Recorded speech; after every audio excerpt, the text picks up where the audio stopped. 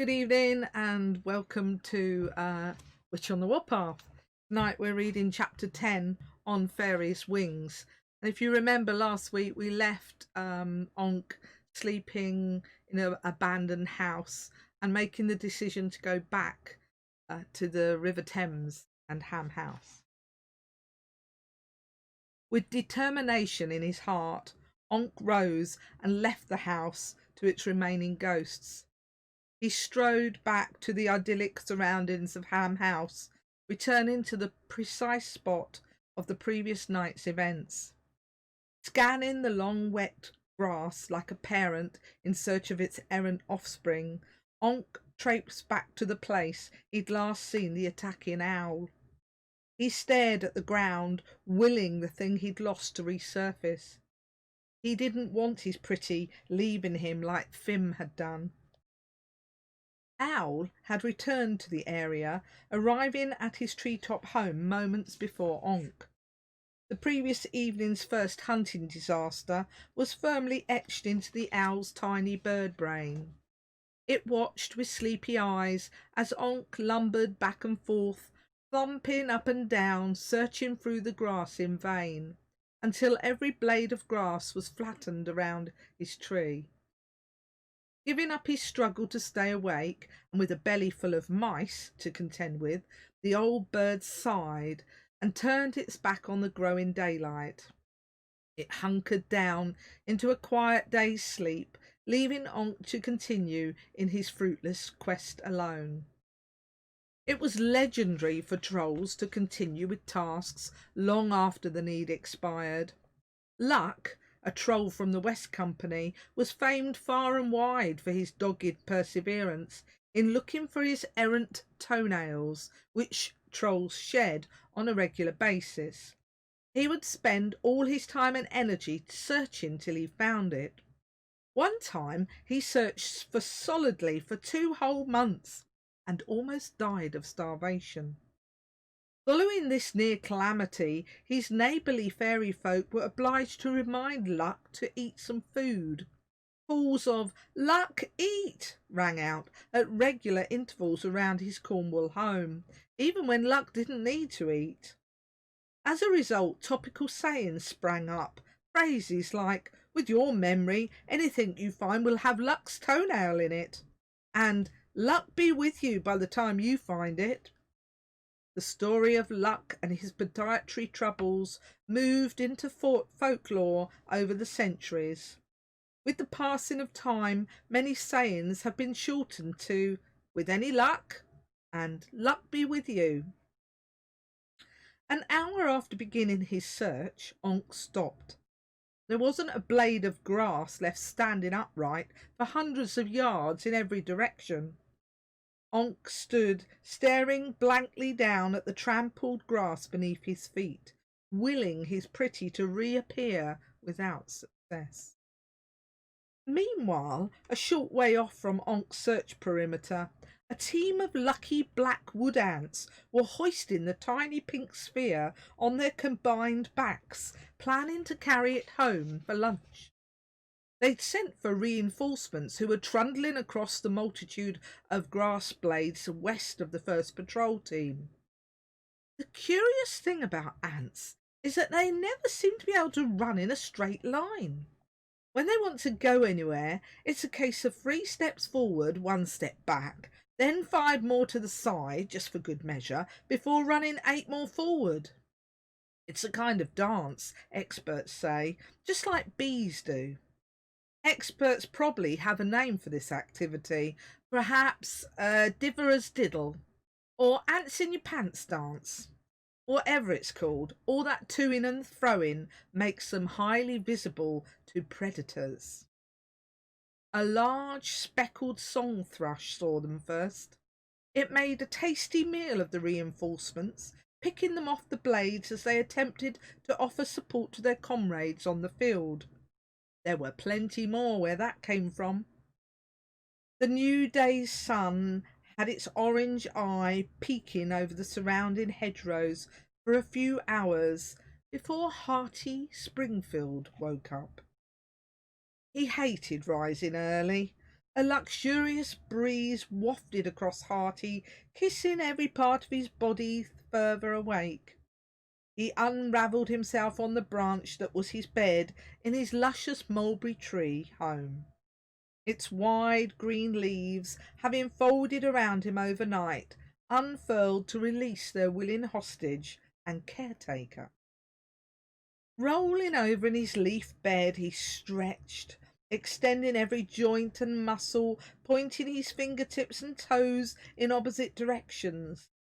He sighed with pleasure at the pain this caused, despite the risk of agony from cramp in his calves, toes, and wings. When the expected cramp didn't appear, his green gossamer wings unfolded from between his shoulder blades like angelic sails. As close to a bird as can be, Hearty's wings were his pride and joy, his reason for living. They were every fairy's reason for living, and they were breathtaking to behold. A cross between the elegance of a butterfly, the clarity of a teardrop, and the softness of a kitten's ear. A fairy's wings were the envy of the 12 dimensions. The term fairy is a misleading one, for it covers many magical species born with wings. Generally, they are humanoid in shape and often tiny like the elves, imps, pixies and sprites. It excludes demons who, despite having wings, are derived from a spirit entity. Without wings, fairy species wither and die. They cannot survive long with only one wing either. To be any kind of fairy means to have 2 wings, first, foremost, and forever. The draught ruffled Hearty's wings while they swayed back and forth in time to the beating of his heart and that of his tree's energy. Hearty and his mulberry tree were symbiotic. The plant received protection from parasites and infections, and whilst Hearty slept, a measure of his healing energy suffused through the bark. In exchange, Hearty enjoyed free board and lodging. Hearty wasn't restricted to living on only one species of tree. Many trees offered him the same gifts. All opened their branches in welcome once he'd communed with them. The mulberry tree was his favourite, though at short notice an oak tree could act as a safe harbour. Every elf had a special affinity to one species of tree, shrub or plant, sometimes more. Human literature and art were filled with scenes of this affiliation. A few authors had come incredibly close to identifying the truth, much to the agitation of the Fairy Council. Rumours circulated about possible contact between fairies and humans, but extensive inquiries by council officials had all drawn blanks. No one, fairy or human, had come close to guessing the most prolific author of human fantasy literature was an elf, and that was none other than a certain mulberry elf called Hearty Springfield. Who could imagine an elf living up a tree for most of his life would want or care about writing fiction for humans? Hearty had been ghostwriting books for humans' consumption for well over a century. The last 50 years had seen a proliferation of Hearty's work as humans became more literate. They thirsted for the exciting and the unusual from the comfort of their sanitised, risk-assessed homes. Hearty was in negotiations with an international film company regarding the publication rights of his latest book, Rainbow of Destiny, under his alias, of course. He supposedly lived as a hypochondriac, German-obsessed recluse in a high-security penthouse in South Kensington. Reginald Smiley Swift, Hearty's literary agent, dealt with the minutiae of his royalties, contracts, etc., placing Hearty's funds at his disposal via a Swiss bank, which he accessed by phone. His portfolio had never looked so rosy. To prevent discovery, Harty purchased the whole building beneath his penthouse with his royalties, long before the current property boom had taken off. Its investment provided him with a second large income, most of which he didn't need. He donated anonymously to the National Trust and the British Library, doing his bit to help Ham House and books generally. After his rigorous stretching ritual, Harty sat up, leaning against the mulberry's roughened brown trunk. Nestled in his special comfy spot where the trunk and the first branch met, Harty surveyed his surroundings as he did every morning. The River Thames flowed past beneath him, quiet, deep and brooding. This year's speckled trout darted in and out of the waving green weeds in packs of 10 or 12. Despite the river's early dark mood, it promised to be another delightful day. The rabbits were nibbling grass with their usual frenzied abandon, blade after blade disappearing in uniform precision between their razor-sharp incisors, causing their nose to whiffle in that characteristic cute way. The water voles were scurrying hither and thither in the long grasses.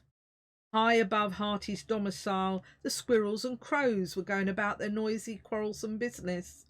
The two of them made good neighbours, both noisy and neither minding. Below him, humans jogged, cycled or walked their dogs, oblivious to Harty, who shared this portion of the riverside with them. He watched individuals rushing along the dark dirt track by the river, trying to maintain or improve their health. There were stick, thin, malnourished runners, cyclists slurping their expensive, high-energy drinks, wearing their super snug-fit lycra suits, and responsible dog walkers carrying warm plastic bags as they took their troubles home. It's funny, thought Harty.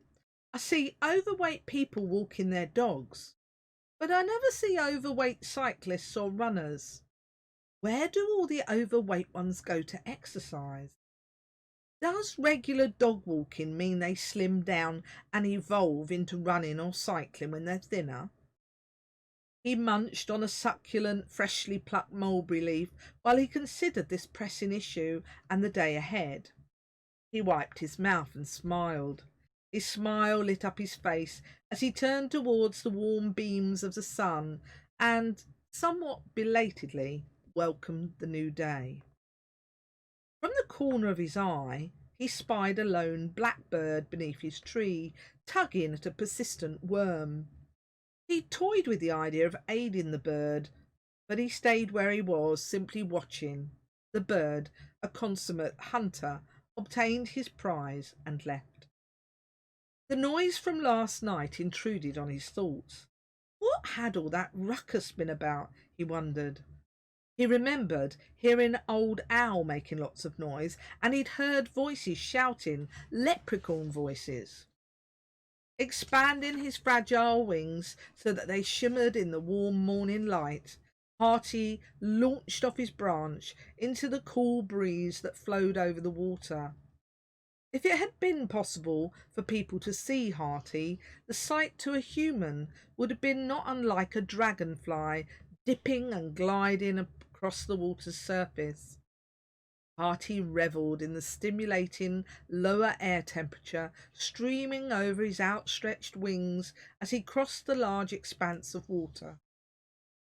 Landing as light as thistledown on the branch of a nearby oak tree, Harty tiptoed with the grace of a spider towards the aged trunk. Set back into a slight hollow in the centre of the trunk sat the back of an aged tawny owl, feathers ruffled up in sleeping repose. "Owl!" whispered Harty. There was no response to his call. "Owl!" repeated Harty, louder this time. The owl's feathers ruffled, creating a waterfall, or rather featherfall effect. and the old owl turned round to face the world. "Who are you to wake such a tired old owl?" the owl asked, looking Hearty up and down. "I'm sorry for waking you up, Owl, my friend," Hearty replied, his tone apologetic. "I was wondering what all the noise was about by your tree last night." The owl, knowing Hearty would not let him be until his story was told, recounted the previous night's events to his friend. Hearty, sensing a new story in the offing, rewarded Owl by telling him that the water voles had moved to the area by the fallen log across the far side of the big water near Eel Pie Island. Hearty assuaged his guilt by reminding himself that all animals had to live, and Owl was a good friend to him. Plus the tawny old bird wasn't getting any younger. Owl nodded his thanks, and revolving round again, turned his back on the world, retreating instead into the world of sleep. A troll! A troll in Richmond, Artie mused. That shouldn't be difficult to find. What's a troll doing this far south? The only trolls I've ever heard about live in North London, up Muswell Hill way. Artie flew over to the spot Owl had identified, where the tasty green man had flown through the air. The troll had frightened Owl half to death, so he said. Hearty examined the ground. The grass was flattened as if a steamroller had done its business there, and several troll feet impressions were stamped into the clay between the tyre, trainer, and paw marks. The troll's prints headed off east along the towpath. Glancing up from his position, seated on the grass, Hearty spied a large, dark object looming towards him, large and troll-shaped. Look forward to seeing you again. Read chapter 11, The Rescue.